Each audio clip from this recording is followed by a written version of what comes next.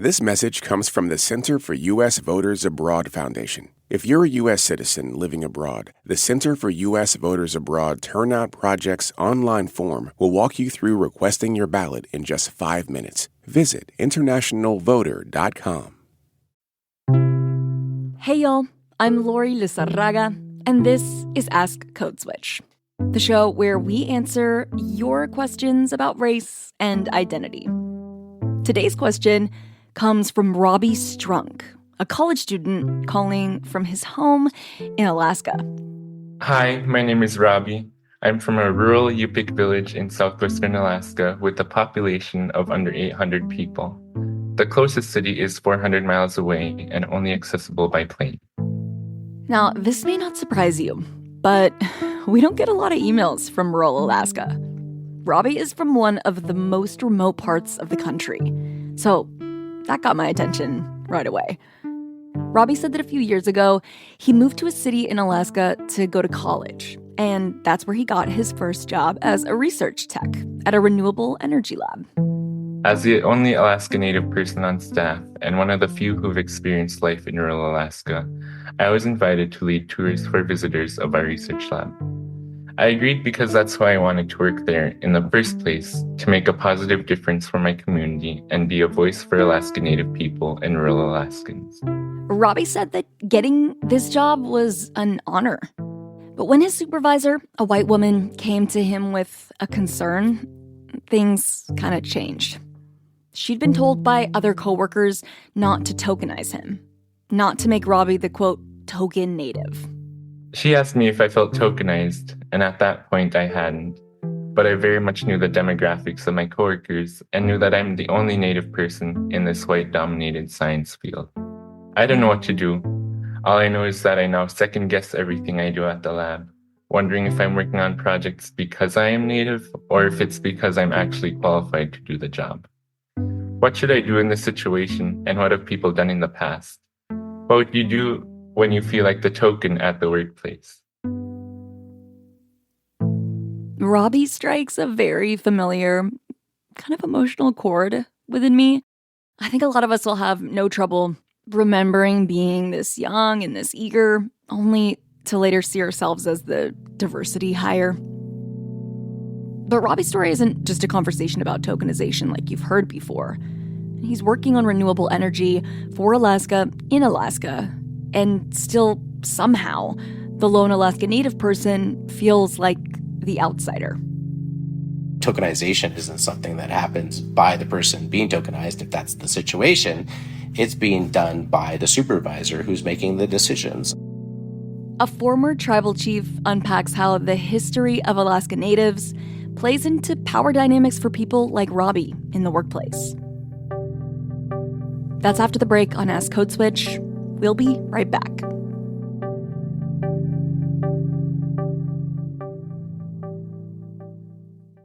This message comes from Wise, the app for doing things in other currencies. Send, spend, or receive money internationally and always get the real-time mid-market exchange rate with no hidden fees. Download the Wise app today or visit wise.com. T's and C's apply.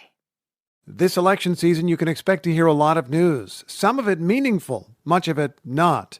Give the Up First podcast 15 minutes, sometimes a little less, and we'll help you sort it out, what's going on around the world and at home. 3 stories, 15 minutes, Up First every day. Listen every morning wherever you get your podcasts. When voters talk during an election season, we listen. We ask questions, we follow up, and we bring you along to hear what we learned. Get closer to the issues, the people, and your vote at the NPR Elections Hub. Visit npr.org/elections.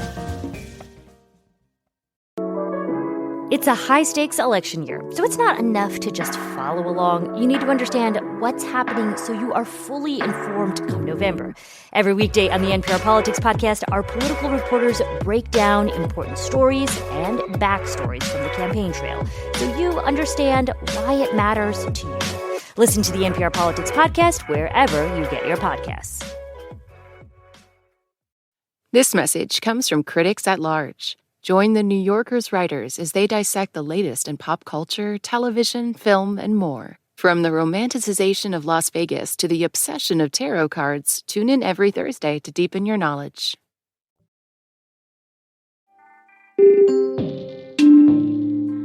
I'm Lori. This is Ask Code Switch. To answer this question from our listener in Alaska about feeling tokenized, I reached out to someone with a bit more perspective on navigating the white workplace as an Indigenous person. I gave him a call at home. You could walk, 70 miles in any direction from my village, and you're just in nature. It's a vast wilderness, and we still live in a relationship with the land. That's Nitsai Thai. He's a senior scientist at the Center for Alaska Native Health Research at the University of Alaska Fairbanks. I come from a village called Vasharenko. In English, it's called Arctic Village, Alaska. It's in the far, far north. A lot of Thai's work focuses on the preservation of his native language. I did not grow up speaking my language. I was probably the first generation of Gwich'in people from my village who were not spoken to in our language. Thai's done a lot of work to learn about the history of his community in Alaska, too, and to share that history with others. So what have our Indigenous communities actually been through with this history of assimilation, with a history of oppression, segregation, denied our right to our way of life that we've lived for thousands of years? So there's a lot that we're still fighting for our basic human rights, but also in the realm of protecting our young people. It's all connected. I was really eager to play Robbie's call for Thai and to get his reaction to hearing Robbie's voice and his question. What even is tokenization? Like, what the heck? Am I doing these tours because I'm Native? Am I doing it because I'm doing good work here at the lab? It made me feel like I wasn't worthy of working there. What should I do in this situation? Any initial thoughts, Thai? Oh, yeah, for sure. I'll just say to him directly, you are absolutely qualified. Otherwise, you would not have been hired into the position that you're in. So that is something that you should not question. And I would go even further to say that you probably have qualifications that exceed many of the other people who may have went through the same kind of Western educational program that you went through to gain your qualifications, because you are coming with the whole wealth of Indigenous knowledge that you've acquired through being engaged on the land in Alaska, within Alaskan communities. So I really think that, what this sounds like to me is basically a supervisor who just was themselves inexperienced in handling situations like this. And I think they could have handled the situation, a little bit differently for sure, in a way that wouldn't have created this dynamic then for Robbie to have to be second guessing himself. Can you talk to me about what people outside the Alaska Native community might misunderstand about your experiences or history?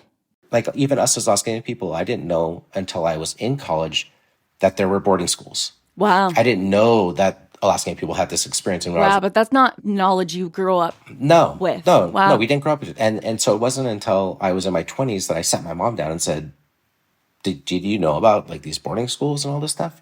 And that was the first time I learned that my own mother had been sent away as a child. Wow. And it wasn't until I was in my early 30s till like all this stuff really, really sunk in. And I started to connect the dots between, a lot of the social challenges that we face and a lot of the addictions that persist within our communities and a lot of the pain and suffering that these different generations had experienced and went through with racism, with boarding schools, with segregation, with like all these experiences. Then I think there's just so much pain in them that a lot of our parents' generation and grandparents just didn't want to talk to us about what they had been through. And so for a lot of folks in my generation, we didn't know.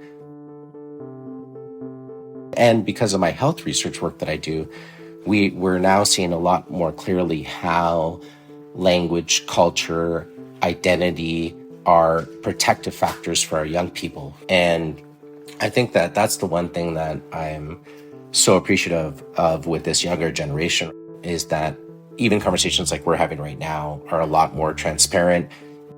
It is fully okay for us to bring our full identity, language, knowledge into the workplace, no matter what that workplace is. And it's okay for us to contribute and share, because I think that I know that Indigenous peoples within our knowledge systems and our experiences have a lot to teach and share the broader community. Absolutely.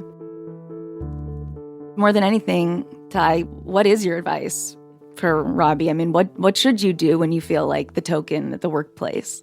So I think one of the most important advices that is quite simple, but that was provided to me when I first became a young chief by one of our elders. I was really excited because I thought he was going to tell me a story like he usually does, but he basically told me, don't quit. And I got his message right away, which is like, okay, as an Indigenous person, becoming a professional, becoming a leader, you're going to face moments and situations where you're just going to feel like this is too much. I don't want to have to deal with this no more. So it's a balancing act of kind of like in situation by situation, determining like, is this one that it's really important for me to stick with, or is my time and energy better put somewhere else so that I could be more productive for what it is that I'm wanting to contribute to for our community, for our people. So I think, look at things as an opportunity to grow and navigate through a situation that might be making you feel uncomfortable. But also, don't doubt yourself. It's so important for us to trust our intuition, our heart, what it is that we're feeling, and also to have the courage to communicate in a respectful and humble way when we feel like something is not right. I can tell you, Robbie, I understand how hard it can be to speak up when things don't feel right. But I'm really, really glad that you did. And that you sent us this question. I hope that Ty's advice resonates with you and that you'll keep in touch with us. We want to hear from you.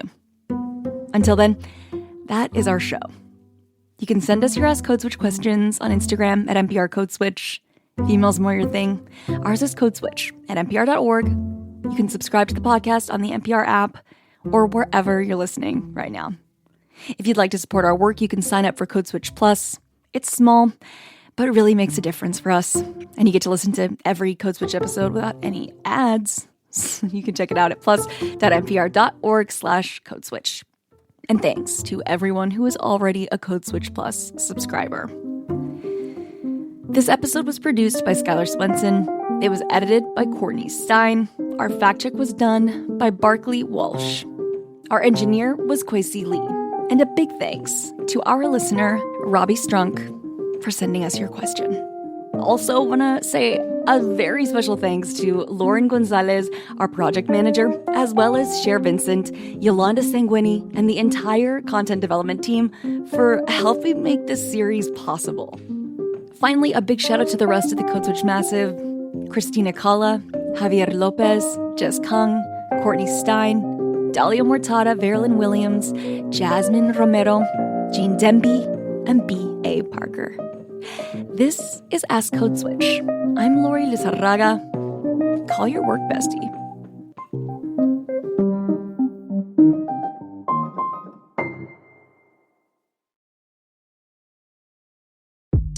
Who's claiming power this election? What's happening in battleground states? And why do we still have the Electoral College? All this month, the Throughline podcast is asking big questions about our democracy and going back in time to answer them. Listen now to the Throughline podcast from NPR.